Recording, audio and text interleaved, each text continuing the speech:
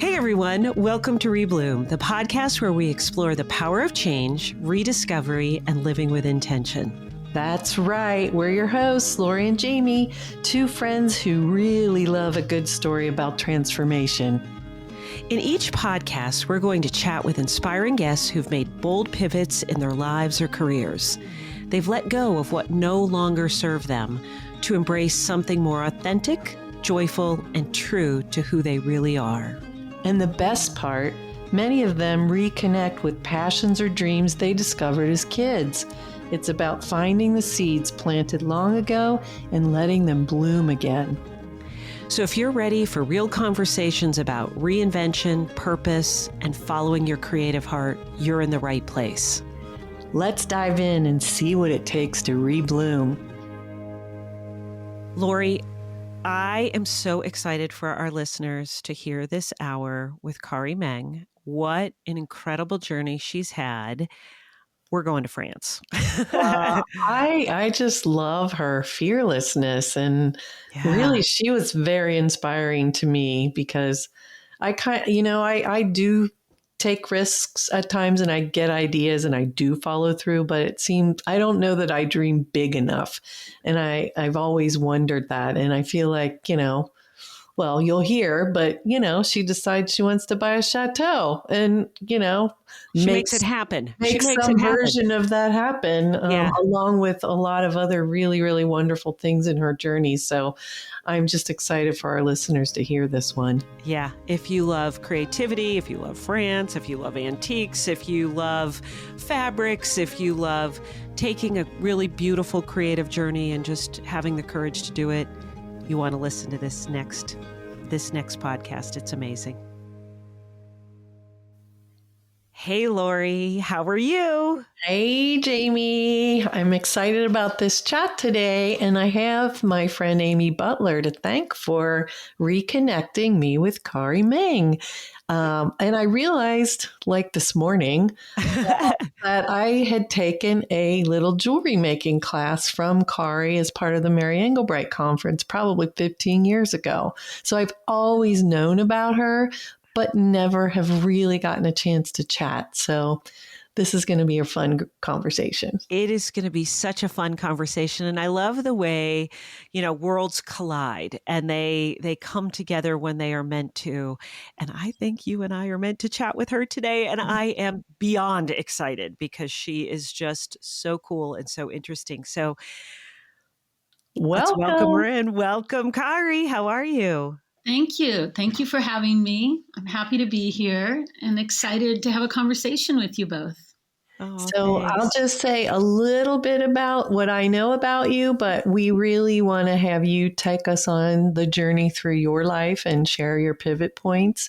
So from what I understand, at one point you were making jewelry for Bergdorf's, which is very cool. And I went and Googled some today, and there are some pieces on eBay that I wanted to purchase. Really beautiful pieces. And then now, today, I believe you are selling French things that you find in France, as well as doing workshops and retreats in France, which sounds dreamy. Yes, dreamy. And everything that you sell on your website is so lovely and so beautiful. So we just want you to kind of take us back. You can go as early as when you were a young girl if you wish. We always tend to circle back to that anyway, because we're always curious how what you were doing as a child influenced what you're doing through your life. Okay, well, gosh, how far back should I go? I'm from a big family. I'm from 5 kids, and we grew up in Southern California. Big rowdy family, mom and dad, both very artistic. We were skiing and camping and, running around quite a bit. And I think I always felt that I had this little thread of creativity running through me. But, when you grow up in a big household like that, you're just trying to get by. Everybody's just trying to find their own little space in a big family. So I think it wasn't until I was probably about 18 or 19 years old And I was in college, I think my first year of college. And I remember just kind of having this moment where I set this intention and I was like, I'm going to live a creative life. I didn't have any idea what that meant at the time. I just knew I wanted design and art and color and texture. And I was craving all these things that I hadn't had enough of yet. You know, the camping trips weren't quite doing it for me when I was 8 years old, you know, as everybody's in the water and surfing. And I think I was just kind of, you know, what could I pull together to make or be creative? So I remember having that moment. I had no idea where it was going to take me or what it meant. And I went through college and studied political science, visited Washington, D.C. Very creative, very right? creative. I visited Washington, D.C. and within minutes, I knew like, no, these are not my people. Like, this is not where I'm going to land. So I went up to New York. I took the train to New York and I was like, yeah, like this could be it. Like, I think I could find my people in New York. So when I graduated from University of San Francisco, my dad said, I know someone, you know, at the Metropolitan Museum of Art, and she's looking to hire. And she was in the restoration department. And I was like, perfect. I'll start in the restoration department. So I packed up, moved to New York, didn't know a soul in New York City, had met somebody on the phone that said I could stay with her a few days. And I arrived one night, we went to dinner. And after dinner that night, she's like, okay, you can move in. You can be my roommate. I'm like, thank goodness, you know. Oh, Thank God. So called the museum a few days later, and there had been a hiring freeze. Oh, no. Oh, no. Of course, right? So Yeah. the woman said to me, just come to the museum and go to the, employment HR department and just take any job you see in the museum. Take any job because, you know, once you're on the inside, you know, I can maybe, you know, then hire you from within. Yeah. So I took a job at the jewelry store. You know, my dad's like, you went to 4 years of college and you're working retail. And I'm like, you got to do what you got to do, Dad. So I worked there, not for long, maybe about 3 months. And while I was there, I met my husband to be. He was a tourist and he came into the shop.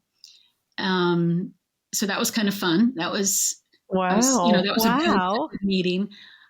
Then I transferred to the film department eventually and worked there for about a year. And then I just kind of realized, you know, I was making $11,000 a year and I needed to do more. So I ended up going back to school to FIT, which is in New York, and took jewelry classes. And then I went to the Bergdorf Goodman Open Buy Day, which they used to do the first Wednesday of the month, I think.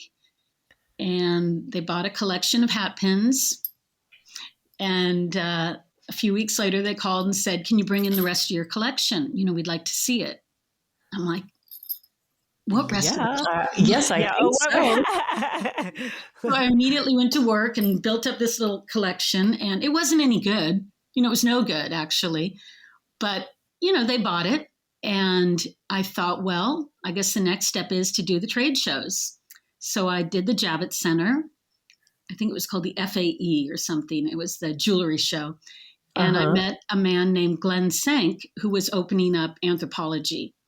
And that was kind of how I got started and how it kind of helped me. You were there in the beginning of Anthropologie. Yeah. Wow. We were just opening the one store at the time. And they ordered my line. And then they kind of told me what they wanted, which was so great. You know, well, we want more of this and more natural and more mother of pearl. And what about buttons? Do you got any buttons? I'm like, I can find whatever you want. Wow. So I did jewelry for many, many years and I loved it. And I loved the collecting and the putting the colors together.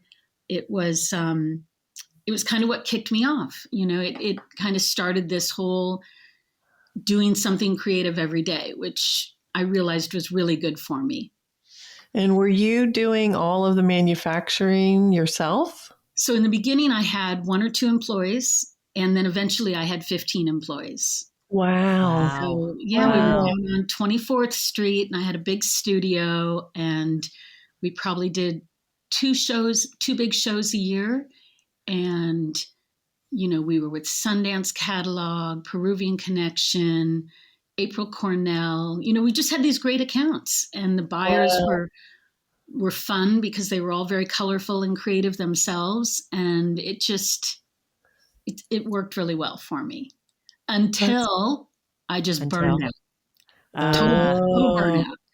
Total burnout. Was it the burnout of the creative, the burnout of the managing, the burnout of the business? I What think what was it the was burnout? the business. The business.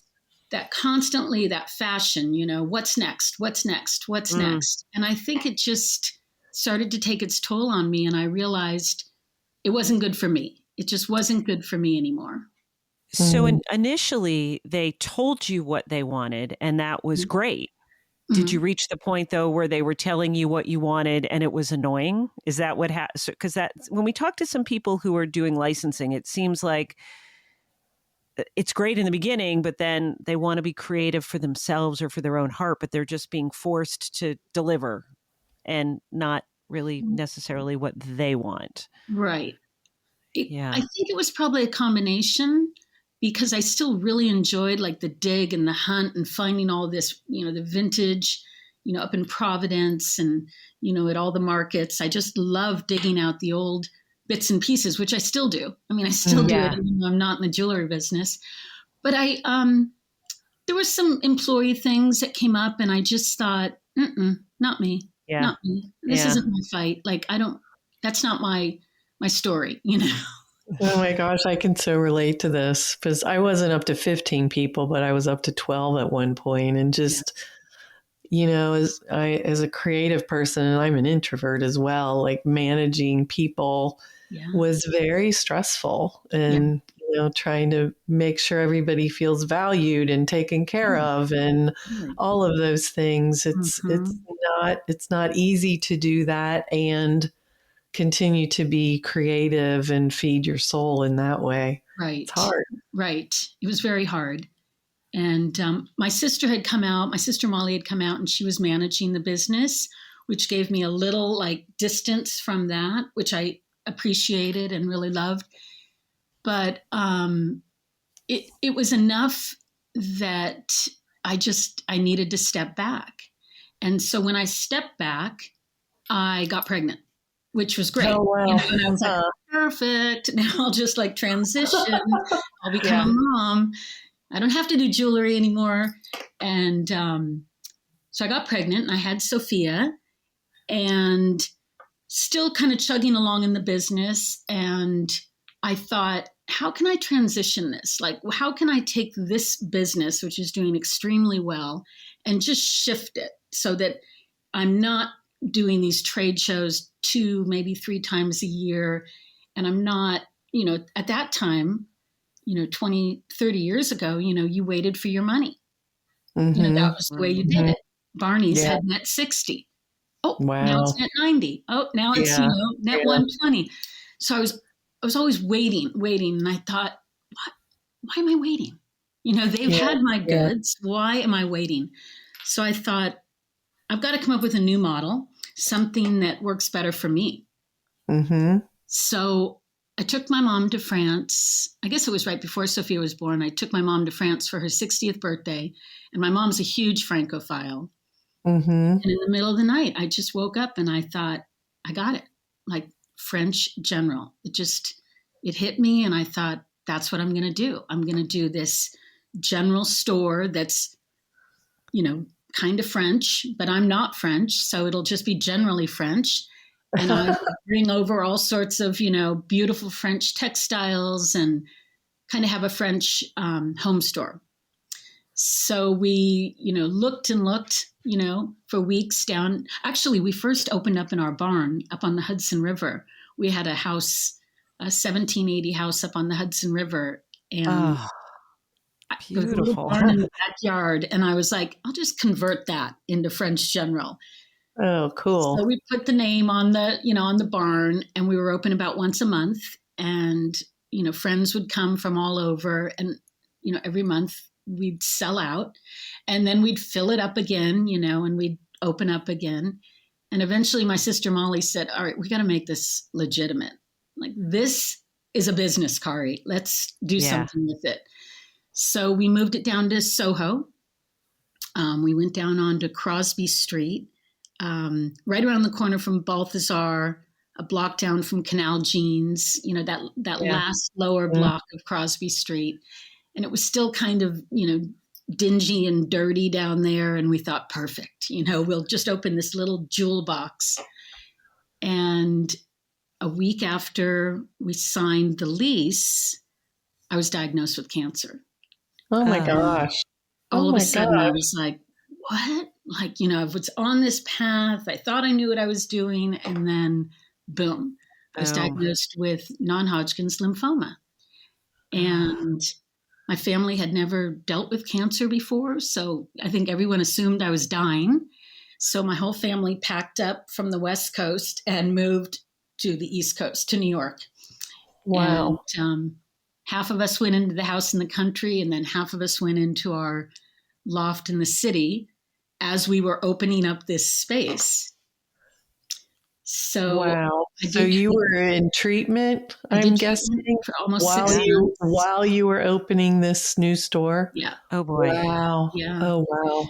But it gave me this, it was actually a blessing, because it gave me the freedom to do exactly what I wanted to do. I was like, that's it. I don't have to do what anybody ever wants again. Now it's all about me. Like, I'm the one on borrowed time now. I'm the one that's going to do exactly what I want to do. Yeah. So it was a real clarifying moment for me. And I can remember even, down to the logo, when we were signing the logo, and I'm sitting on the couch and I'm sick as a dog. And I just remember saying to my husband, who's a designer, a graphic designer, like, whatever we do, it's got to be in red.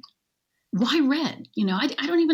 I'm not even a red fan. I don't even love the color red, but for some reason, like, that color just spoke to my passion for the project. And I thought, stay consistent. Everything's going to be in red, the logo, the name, the signage. So we came up with this logo. My family helped me renovate this old blacksmith shop. It took us about 6 months to do it. And on December 4th, Corky Pollan from New York Magazine visited us and wrote an article that came out that week. And a few days later, we opened. And not only was I bald, but everybody in the family was bald, because they all decided in unity, we'll all shave our heads. Oh my gosh. There's a bunch of bald people at this big opening. And it was, we knew we were on the right track. We were just like, we're in the middle of nowhere in New York, and we've opened this tiny little jewel box of a shop. And it was, it was just, everything just clicked at that moment. And when was this, Kari? When was this? This was 1999. Okay. Wow. Wow. Yes. So I finished chemo December 31st, 1999. And then that was it. I just put it behind me. I'm like, I'm done. Amazing. I'm done with that. Let's take a quick minute and thank our amazing sponsors. Our podcast is proudly brought to you today by Jet Creative and Urban Stems. Jet Creative is a women-owned marketing firm committed to community and empowerment since 2013. Are you ready to rebloom and build a website or start a podcast? Visit jetcreative.com/podcast to kickstart your journey. They will help you bloom in ways you never imagined. And bonus, our listeners get an exclusive discount when you mention Rebloom. And a huge thanks to Urban Stems, your go-to and our go-to source for fresh, gorgeous bouquets and gifts delivered coast to coast. Use Bloom Big 20 and save 20% on your next order. And don't forget to subscribe to this podcast and follow us on Instagram and Facebook at Rebloom Podcast. Thanks to our sponsors, and thanks to you for joining us today. So I have a question about the jewelry business, because I'm sure you didn't just close that down overnight. I'm sure that was a process. I mean, that's one thing we like to talk about on this podcast is change doesn't happen overnight. And, sometimes you have to do it gradually and kind of have a vision for where you're heading next. So what did that look like, that whole transition? I don't think I've closed the jewelry business yet. I mean, I'm still Okay. my other desk is just filled with, I still make jewelry. It's still a passion. It's still something I make as gifts. And, I'm still selling off the notions that I bought, 30 years ago in Providence. So we actually, at the shop in New York, we cut it in half and the back half became production. Mm-hmm. I held on to 3 or 4 employees, and we had a long-standing, work with Anthropologie at that point, and Sundance, and I think Peruvian, and we held on to those 3 clients, and we rode that out. We rode that out. We just thought it was almost our bread and butter that allowed us to do French General. Right. So yes. Right. that kept going, which was great, and I was slowly kind of trying to figure out the path for French General. And I was going to France and going to the flea markets. And so we had a look going. And then one day I was walking home down, I think I was on Broome Street. And I knew a guy named Hervé that owned this French antique shop called Axe. And I used to stop in on my way home once in a while. And I stopped in, and he was probably smoking a cigarette and drinking a cognac. He wasn't bothered with me at all. And so I was just looking around, and I went downstairs, and I noticed this door was open, and I'd never really noticed this door before. And I kind of peeked inside, and there was just this massive room filled with metal shelves, and the shelves were packed, stuffed with antique French fabric. Wow. And I go running upstairs, and I said to Hervé, what the heck is going on down there in your basement? And he said, that's my friend Jean-Louis. He comes every couple of months and sells fabric out of the basement. And I was like, well, can I buy some fabric? He's like, yeah, make a pile. Jean-Louis will be here this weekend. He'll call you. I said, okay. So I made a pile, some were little scraps and some were bigger pieces. My pile was maybe, a foot high, maybe a foot and a half high. Right. And I left it. And that Saturday, Jean-Louis called my home phone, and he said, come on in. I'm here. Bring your checkbook. Okay. So I walked back over there, and I thought, maybe it was going to be $100, maybe 115, 20. I had in my head how much it was worth. Right. And he said to me, all right, here's your bill. And I looked at the bill, and it was $1,250. Whoa. What? Whoa. And I was like, excuse me? Like, what are you thinking? And he said, it's worth it. I'm like, well, I can't afford that. And he said, that's what it is. So I had to leave. I had to literally walk out of the store. I took a walk back home. I said to John, listen, I'm going to go spend some money. And he said, on what? And I said, on fabric. And he said, no. And I'm like, no, I got to do it. There's no option here. I was so moved by this fabric. So a couple hours later, I went back and I took him a check, and I'm sure I was just sweating it out, and he could tell. And he said, don't worry. You've bought with your heart. You will never go wrong. With this purchase, I love that. It'll take you to places you've never imagined. Wow. I was like, what is this, magic or something? I didn't know what he was talking about. I took Kari, it to I'm going to use that on my husband whenever I buy something. I bought with my heart, honey. Exactly. Take me places. Yeah. Wow. I took it to the shop. Within 2 days, it had sold. I went back. I bought again and again and again. And finally, I was like, I got to stop selling this stuff. This is one of a kind 18th, 19th century French fabric. Wow. So we kind of became known down there as having this collection. And we were still going to France quite a bit. because of the chemotherapy at my age, I was 32, I went through early menopause. So I'd be at these flea markets in France, just like sweating, having hot flashes. Oh gosh. And a dealer said to me, like, what's going on with you? And I said, I'm just hot all the time. And she said to me, here, try this. And she handed me an old, probably 20th, 19th century linen sheet. And I'm like, what is this big piece of fabric here? And she said, sleep with it tonight. And I did.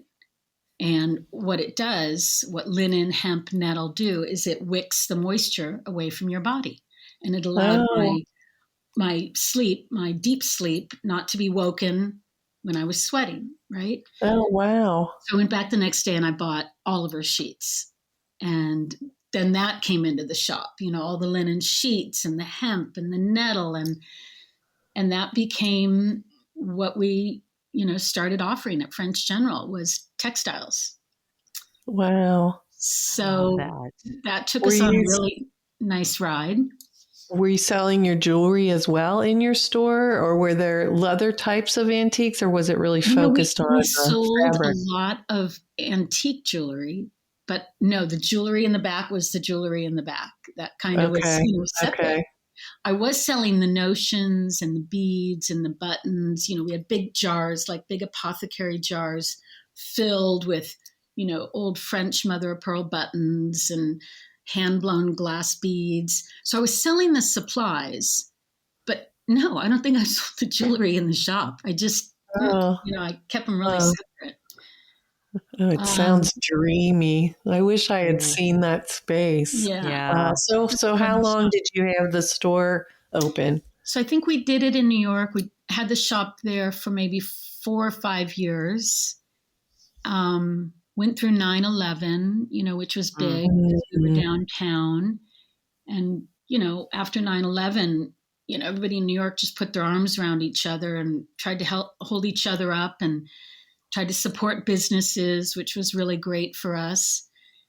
But it something clicked at that point, and I thought, Sophia's about to be 6 or 7, and I think I'm ready to go home. Like, I think I got to go back west and just be near family for a while. Mm-hmm. So we packed up a car, we drove across the country, and I didn't know what we were going to do, and I didn't know where we were going to land. I just thought I was ready to go. We had friends in New York, great friends, but we didn't have family. And when Sophia was getting to that age where I thought she needed, a grandma and grandpa. Yeah. So we landed in LA.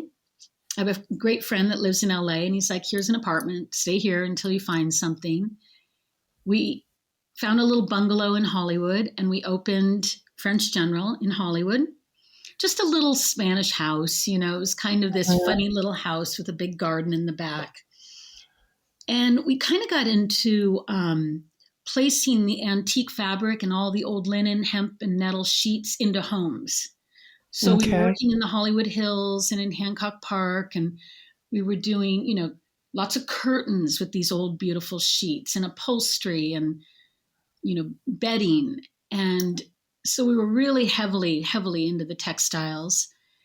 And then one day, like 3:30 in the afternoon, these 3 women knocked on the door, and they're like, hey, can we come in? And I was like, I've always been the reluctant shopkeeper. I'm not a great shopkeeper. Like, so can we come in? I'm like, it's just not a good time. He said, it's 3:30. I got to pick up Sophia in a minute. I'm probably having a glass of wine with my lunch. I don't know. I was just busy. I was busy. Yeah. And Joanna Figueroa of Fig Tree Quilts said to me, do you know who this is? Pointing to the other 2 women. I'm like, no. And she's like, well, this is Cheryl and Lisa from Moda. I'm like, no, still don't know who they are. You don't know who Moda is? No, I don't know who Moda is. And she said, well, they're the largest manufacturer of quilting fabric. They manufacture and distribute around the world. And I'm like, fabric? What? Yeah. My manufacture ears are perked up and now. Yeah. distribute. So I was like, well, come on in. Like, what of course you can come in. So they came in and they're kind of walking through the old bungalow, and they get to the back. And when we got to the back of the shop, I had just been pulling, fabric left and right. And when we got Uh-huh. to the back, there was a big old farm table, and I just laid out this collection. And I said, look at how well these antique 200, 250, 300-year-old pieces of fabric, look at how well they go together, and look at how modern they are. Look at how Right. wonderful. Right. Yeah. And they immediately just said, do you want to do a collection with us? I'm like, yes. Yes, I do.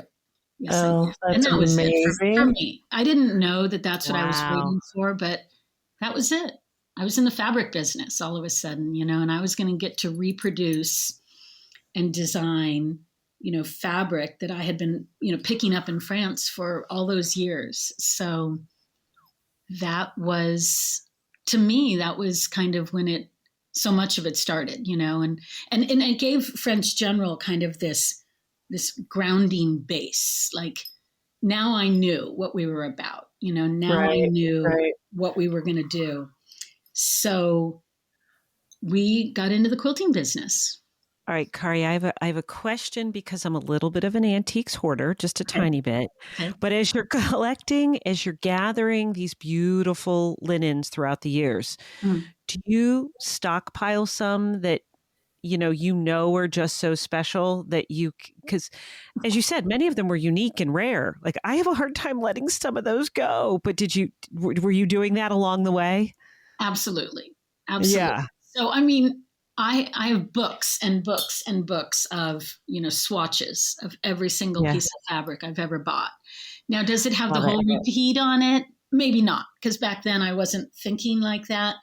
But as I got a little more sophisticated, I realized, oh, I should make sure I save the whole repeat, in case I ever Yeah. need to do something with this. But no, I have, I'm looking at my collection. I mean, I have a very large collection of antique fabric, which, some of it gets used for moda, some of it gets used for paper ideas, some of it gets used for, the scrapbooking world.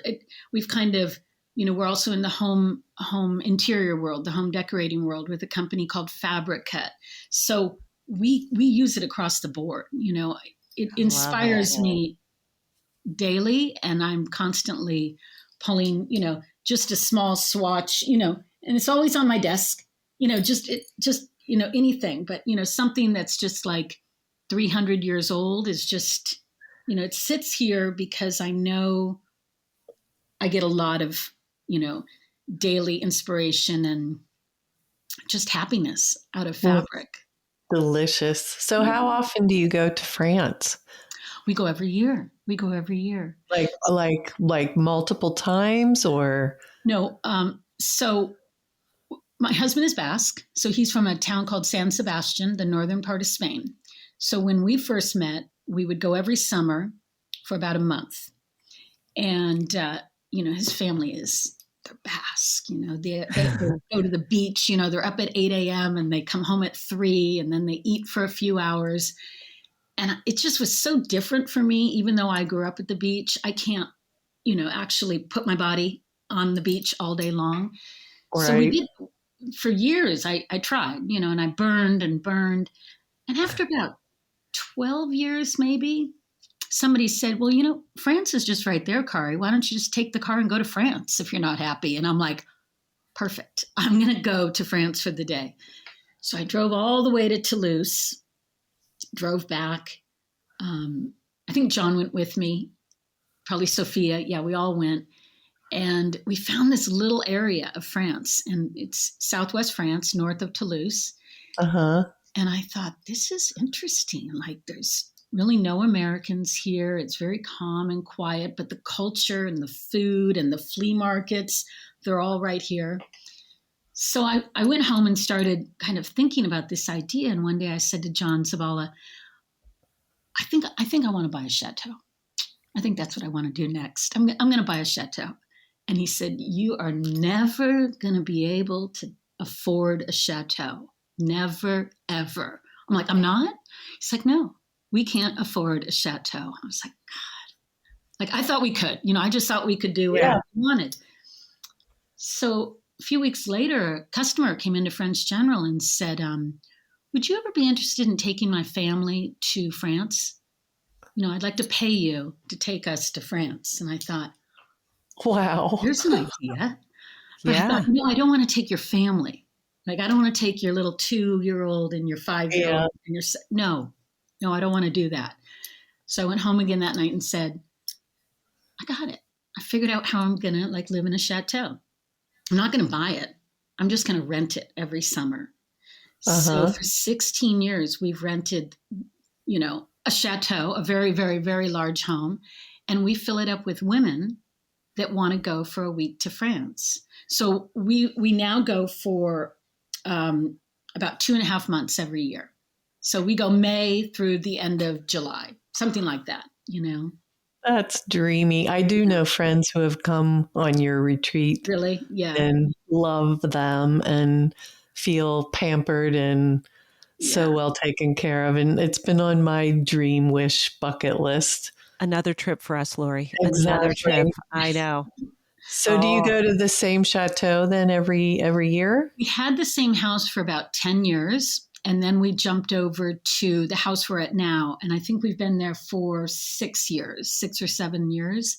So now we're in one house that's north of Toulouse, about an hour north of Toulouse. Mm-hmm. So we cover that whole little area, like this golden triangle.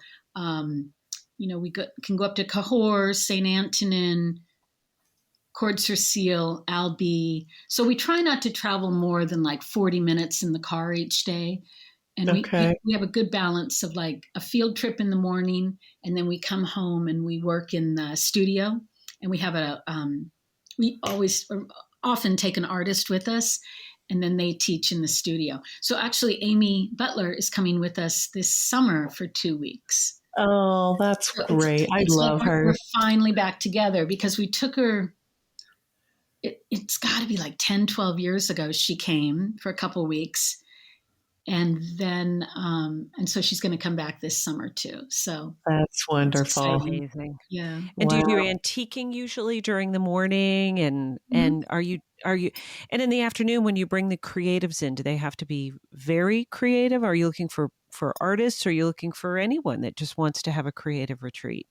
So, we're absolutely looking for anyone that is interested in Southwest France, because even if Right. you're not crafty or you don't want to be in the studio, it's like take a bottle of wine and go to the pool, just make it your Yeah. own week. But we find that most women, even if they've never really had needle and thread in their hand, when they get into that community and into that studio that we've got in France, it's just something happens where you just, all of a sudden, you just feel like you are able to do maybe something that you didn't give yourself credit for before, or you give yourself permission to just sit and stitch. And the studio Yeah. is filled with, old and new fabric and threads and all sorts of materials. And we really encourage people just, oh, you don't want to use needle and thread? Oh, come on over here. What about making jewelry? Oh, that's not your thing? Oh, let's go, one day and we're going to do woad dyeing outside. So we really try to mix up the creativity or the craft so that everybody feels comfortable at their level. But Love it. maybe we get some really, really super creative people, but at the end of the day, it's just people that love France, I think. Yeah. And Amazing. people that love to create. That's one of the things I love about teaching is when you're, like you said, when you're in that setting and you have concentrated time just to be creative, so much magic happens, I Totally. think, Totally. especially when you're in a place like France, because it's so inspiring. Right. And Just the I too, smells and in yeah. the junking, finding those, oh, it Yeah. sounds dreamy. Yeah. We give so we love name tags. I don't know why. It's just an old throwback to, teaching at retreats for so many years. So we always do name tags, but now we do them on well, it's jewelry basically. We do them on chains, and then we really encourage everyone. We're like, find your charms, like go spend a euro. Uh-huh. Okay, don't spend more than 5, just try to like Yeah. fill up your necklace and have fun. And then at the end of the week, okay, let's all, tell your story. Like, what did you find? And how did, how did this week, we always like to know how people got there. And then when they leave, what did you get out of this week? And what are you taking home with you? Oh, So it's fun. We do it, every week for seven weeks. Yeah. So each group comes for 1 week at a time. So that's amazing. it's interesting because each week it shifts. The group is a little different. There's Yeah. a different focus. The artist is different. This year we have Amy for 2 weeks, and then a woman named Mart who owns a business called Quaint Marie. And Uh-huh. I don't even know her. I've never even met her. I just fell in love with her work on Instagram, and I wrote her and said, "Do you want to come to France for a couple of weeks?" That's So not a bad email to get. Yeah. one of these days I have to FaceTime with her though and just actually meet her so that I'll recognize her when she gets to France. That's That's amazing. wonderful. That's amazing. And I'm sure too, Kari, like when the women come or the gentlemen or whoever's coming to these retreats, it must be a huge gift to you when you see them just bloom. I mean, that's one of the things that Lori and I have talked about privately and with others too, is that when you go to these retreats, I think people often arrive a little nervous, maybe a little apprehensive, Mm-hmm. Mm-hmm. and then you see that magical switch. And then it's Definitely. like, oh, and it's what a gift. What a Yeah, gift that you're giving to you're helping them to rebloom. definitely. So it seems to me that you have these aha moments or epiphanies or feelings throughout your journey that you are not afraid to act upon.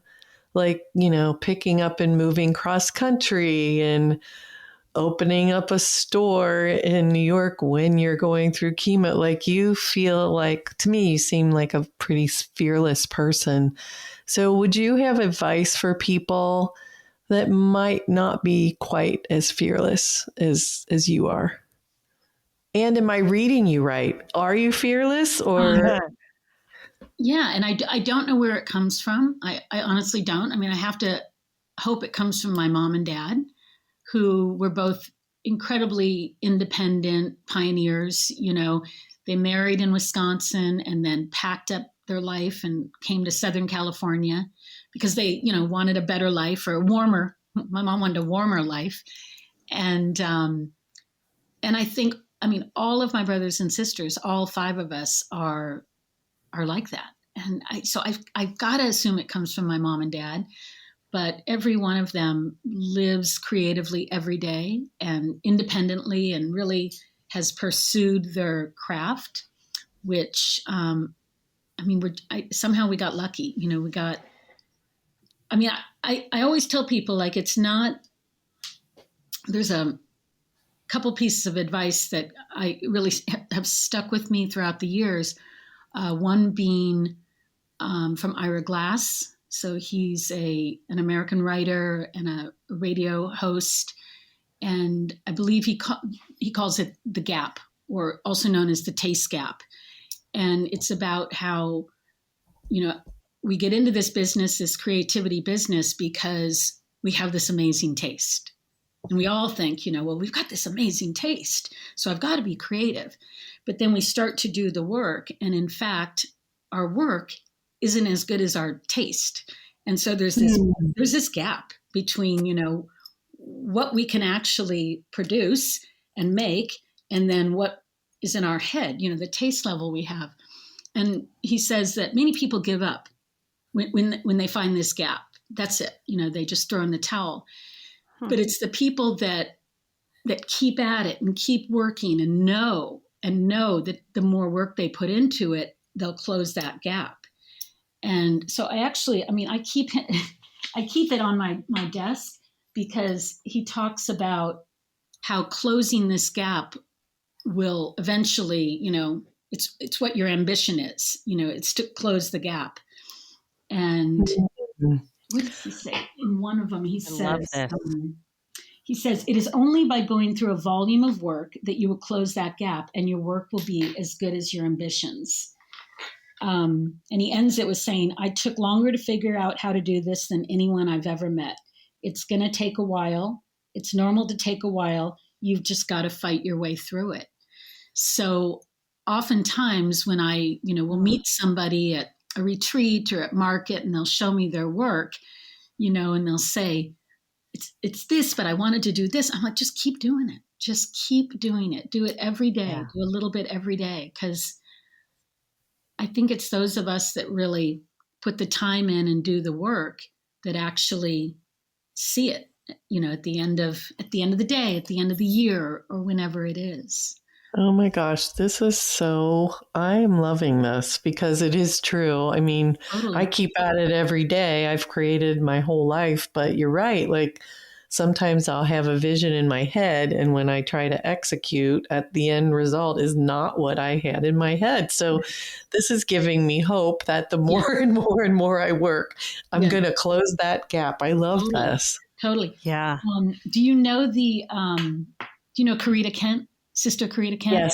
Yes. So, she way back when she was the head of the art department at Immaculate Heart College, she did a list of rules, the art rules. And I think there's 10 rules, but number 7 is the only rule is work.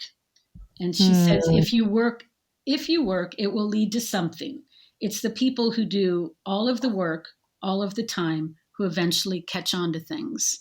So between those two, Ira and Karita, I really, I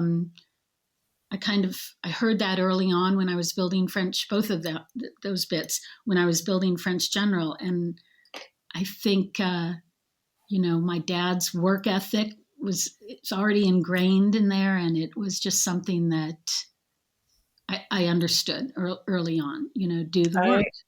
I understand that too. And, when I'm teaching, often people, not all of the people that attend, but some will say, well, I'm not an artist or I'm not creative. And I always say, well, I'm not a saxophone player, but if I had the passion for it and I wanted to put the time in to practice and learn, I could be. And so I often say, there's this weird thing that people think you're either an artist and you're creative or you're not. And it's somehow born into you.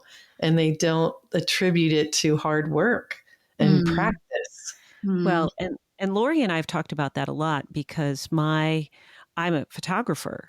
And so I love to be creative with my camera. I love to be creative in different ways. So my head will think something, but my hand isn't necessarily trained to do things. And it's not that it can't be, but I do find my creative outlet through my photography. And that's the thing. It's finding that path where you can be creative, that both brings you joy and I don't want to use the word successful, but that you can feel success because and for myself, I mean, I tried all kinds of things and I am creative, but I'm very differently creatively than Lori is, but we're both creative.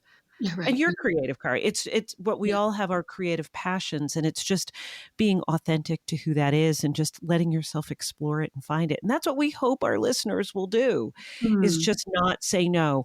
And it's the interesting thing that I love that we've heard often too is yes, you're courageous, but also you didn't let no, you just kept going. You're like, okay, I'm going to do this. Okay, and you said yes to that next development. And that's huge. That's huge. Yeah, absolutely. Absolutely. Yeah.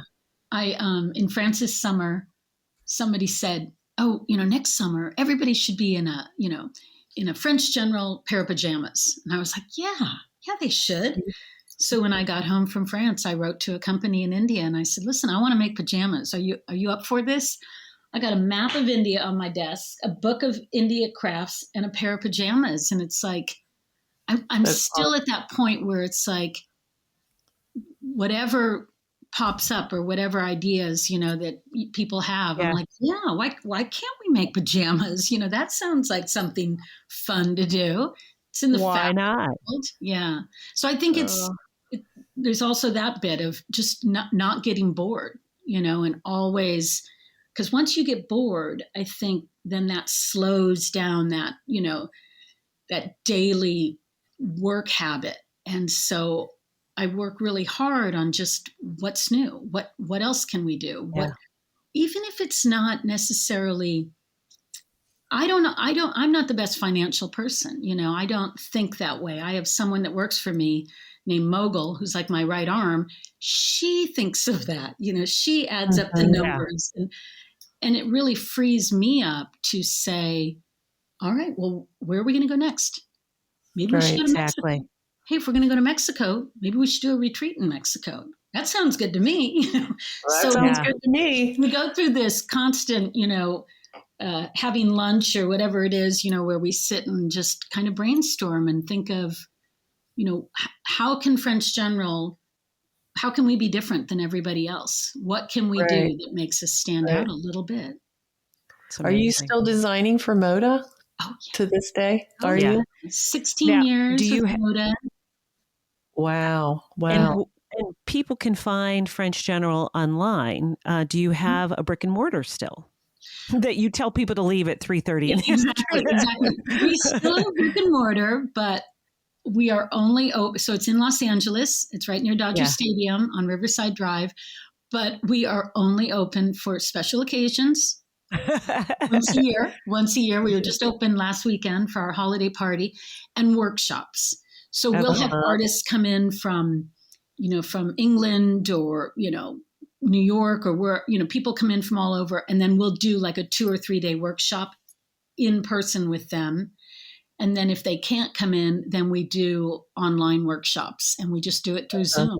So wow. once the pandemic kind of kicked in, we had to really, how are we going to do our Yeah. workshops? So they all went online, which Uh-huh. everybody loved, because all of a sudden women in Florida, could take our workshops.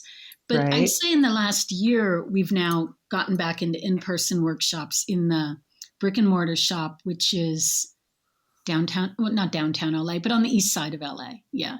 So I live north of LA in a little town called Fillmore, tiny Uh-huh. little agriculture town. So we go down there about once a week, and have fun at the shop. Nice. Love it. So Love are it. all your teachers, are they fabric based? What they're teaching, is it textile All oriented? over, all over, like lots of dyeing. We do weaving, we do block printing, mixed media. It can be really, we have a big space. So we have 1, 2, 3, 4, 5, 6, 6 foot, 8 foot tables. So we can Uh-huh. seat about 30 students. Oh, wow. And it's all different, I mean, I love it when they, come in and say, oh, I want to use French General paper, or French General fabric, or French Right, General right. beads. I'm like, yes, here, Yeah, yeah, use it up. We've got to yeah. keep Yeah. using up all these supplies. But it's all, yeah, it kind of runs all over, which is nice. Oh, We fun. started a project 10 years ago now. So we collect fabric for the Navajo Nation. So we often get big donations of fabric and sewing supplies. And Wow. then we push all that out to the Navajo Nation, to the almost like the community centers, where the Uh-huh. elders can go and then learn to quilt, and Oh, try that's to get a amazing. build community out there so that people can almost start their own business. We've got a wonderful partner named Susan Hudson. So yeah, we get all sorts of people that come through the shop. They either come to donate fabric, or they come to take workshops. Oh, that's Or some amazing. Yeah, people just Amy come to told me. look. What's Yeah, that? Amy told me. Amy mentioned the Navajo Nation project, so I'm Yeah. glad you brought that up. That's Yeah, that's, I think, almost 10 years old, and it's been great. It's been great to see how quilters and sewers in the Navajo Nation just took on the initiative of saying, "Great, here's 20 pounds of fabric. Let's get it out there and get it to the elders, and let them start quilting again, and oh, I making love things that'll that. keep their family warm." I So love Oh, that. that's fabulous. that's been a fun That project. is fabulous. Yeah. Well, Kari, you have been a delight. What an incredible journey you have been on. Our listeners, this is going to be just, I know they're going to love listening to this, your story, as much as we've enjoyed being with you today. So thank you so Sounds much. pretty dreamy. Like Thank Yeah. every piece of it Yeah. sounds very, very dreamy. What a lovely life. I now know how I can pitch a chateau in France to my husband, though. Right? That was brilliant, brilliant. Yeah. Exactly. Well, thank Thank you you. so much. Thank you Yes, for thank joining you. us. And Yeah. to our wonderful listeners, peace, love, and rebloom. Life is too short not to follow your passions. So go out there and let your heart plant you where you are meant to be and grow your joy. We will be right here sharing more incredible stories of reinvention with you. Make sure to subscribe to our podcast so you never miss an episode of Rebloom. Until next time, I'm Jamie Jameson. And I'm Lori Siebert. Peace, love, and rebloom, dear friends.